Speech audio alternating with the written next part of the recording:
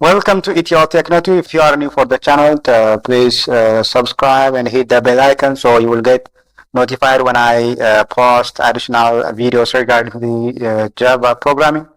Today we're going to cover such topics: ternary operators in Java program, data input in Java program. So we'll see how to accept user input from the keyboard in Java programming, and we're going to have an introduction to the control statement in Java. And as usual, we do have sample Java program, so we're going to write a sample Java program that can calculate the average of a number with accepting two numbers from the keyboard. Then last, you're going to have the self-check exercise that you're going to do by your own. Ternary operators. Java includes special ternary, or we can call them three-way operators that can replace certain type of if-then else statements.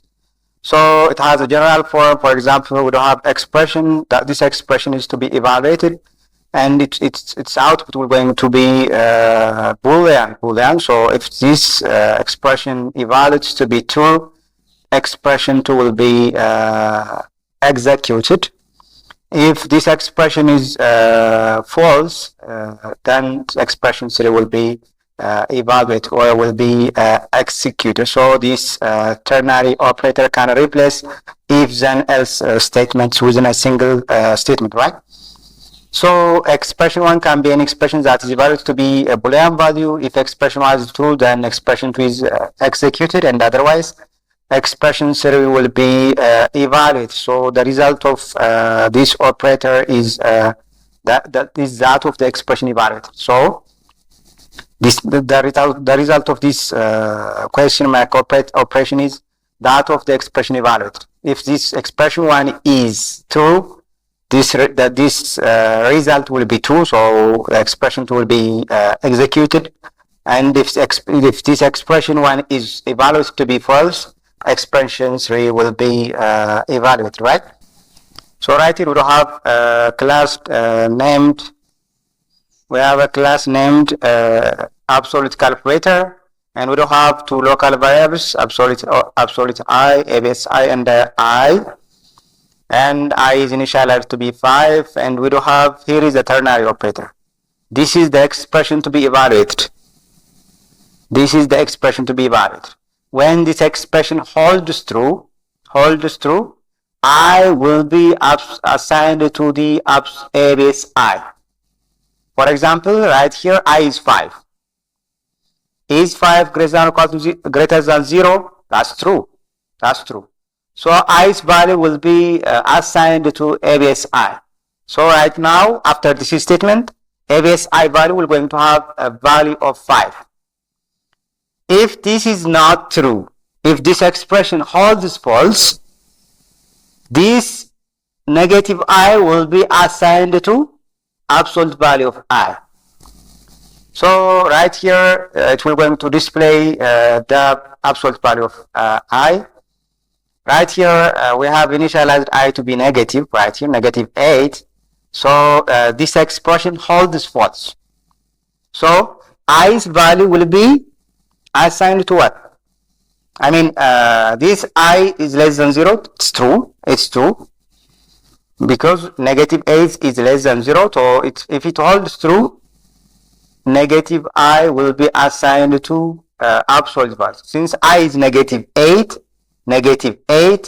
so negative of negative 8, it holds what? It holds positive 8. So absolute value of I will be positive. So it obeys the rule of absolute value, since whatever number we give, the absolute value of a given number should have to be positive. So we can do this ternary operator as such. So it can reduce a number of statements that we can use if else if statement right here, but we can write in a simple ternary operator with a single operator, right? So let's see data input in Java. Right here in this statement, we have initialized the values. We are not accepting any input from the user. So let's see data input in Java. To accept input from the keyword, we are expected to import the predefined class scanner. Right here, we are just initializing the values of I. We are not accepting a user input from the keyword. So to accept the input from the keyword, we are expected to import the predefined class, which is called scanner. So we're going to use the keyword import. So Java has a number of predefined classes that we can reuse rather than the reinventing them. So we're going to use the existing classes rather than redeclaring or reinventing that existing class. So those predefined classes are grouped to package, which is a collection of related classes, collective named as Java class library, or we can call it APIs, application programming interface. So all import declaration in any Java program must appear before any class declaration. For example, import java.util right here.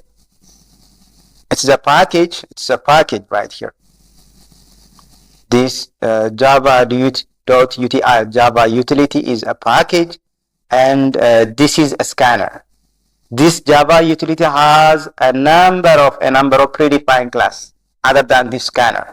Right now we are just using only scanner. That's why we only import the scanner class. If you want to import all the predefined class which resides there in the Java utility package, we were going to use asterisk in place of scanner. We're going to do asterisk. So it will going to import all the predefined class which resides there in the Java utility package. So let's write a Java program that accepts two integer input from the keyword and calculates their average.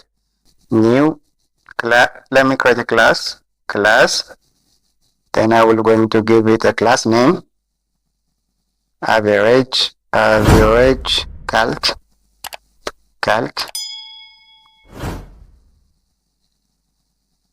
Okay.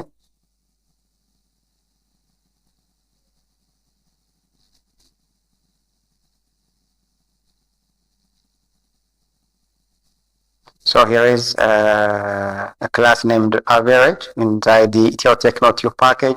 So in data input, import statement should have to appear before the class declaration. So java.utility util.scanner. Good. So right here, let me create an object of scanner, then accept new scanner, and we're going to use the standard input right here, system.in. Right here, I'm just instantiating the object from the predefined class which is called scanner. Then this accept can be able to access the predefined class. This accept can be able to access the predefined matrix which resides there in the scanner class. So let me declare a variable int a, b, A and B. So let me prompt to accept a first integer. So CISO,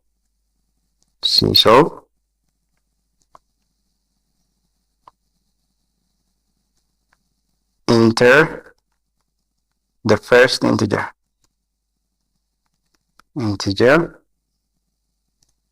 Then a assignment operator.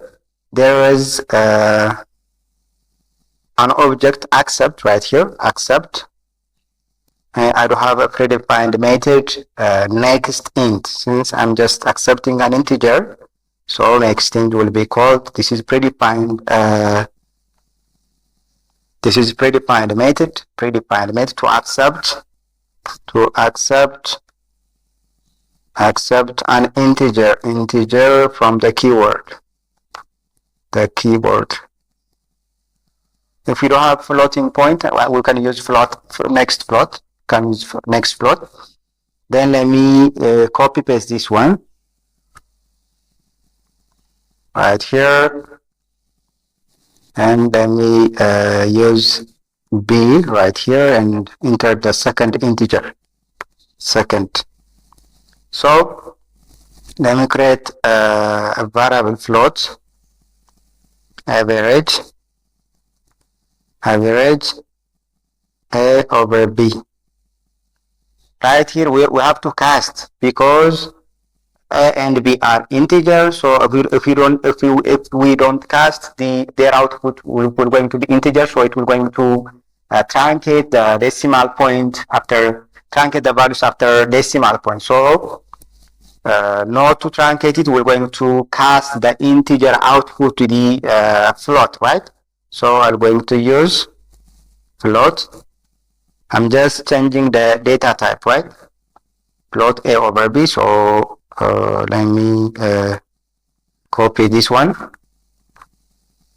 Then the average is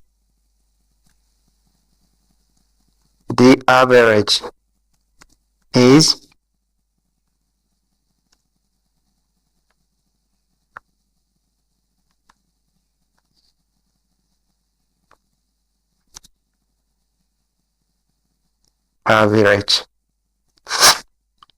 So we have declared two local variables A and B, and we have declared a floating point variable, which is average, and we have casted the output of A over B to the floating points because it will going to truncate the values after decimal point. So not to truncate it, we have cast the integer to the float. So let me run this program.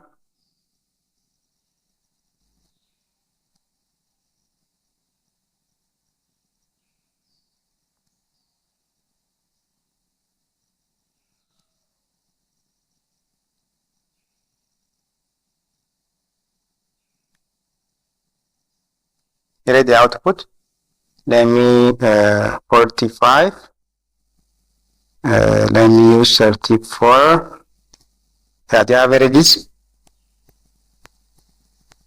average should have to be A over B.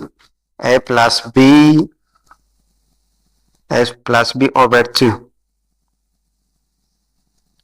It should have to be just like this. It's not average, right? A plus B over 2.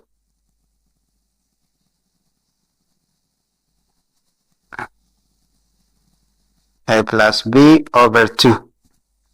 Should have to be just like this. A over B is not average, right? So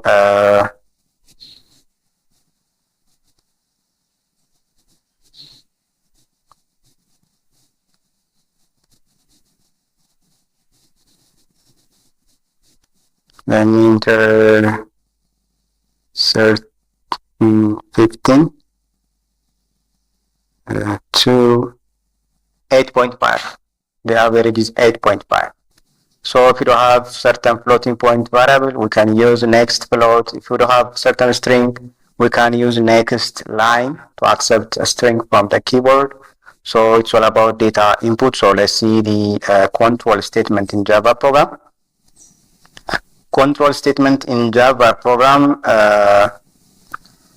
thus are used to cause the float expression to advance and branch based on change to certain state of a program. So they can be selection statement, they can be iteration statement, and they can be jump statement.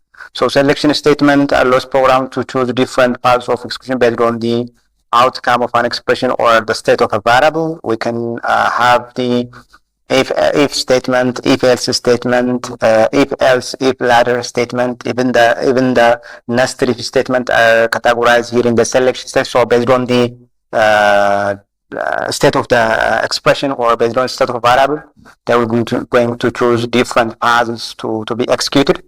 The iteration statement, they enable programs to repeat one or more statement. Right here, there is a certain condition to be evaluated. Until that condition keeps true, the certain block of code will going to be evaluated. We're going to be executed repeatedly. So we don't have for loops, we don't have while loop, we don't have do while loop. The other jump statements allows program to execute in nonlinear fashions. All of Java's control statements are examined here. So we may have a certain break statement, we may have a certain jump statement that can enforce the program execution to be in nonlinear fashion. So today we have seen the ternary operator. We have seen how to accept data input from the keyboard, and we have seen the control statement in Java programming. In the coming lesson, we're going to deep dive into the control statement. So we're going to see in detail about selection statement, and we're going to write a Java program with each of the selection statement, the iteration statement, and the jump statement. So as usual, we do have a self-check exercise. So write a Java program that computes the sum, product, quotient, and difference of numbers with accepting input from the keyword. So thanks for staying with me till the end of the lesson. If you didn't subscribe the channel yet, please subscribe now and hit the bell icon so you will get notified when I post additional videos regarding the Java programming. Until I get with the new lesson, stay calm, right? Have a nice day.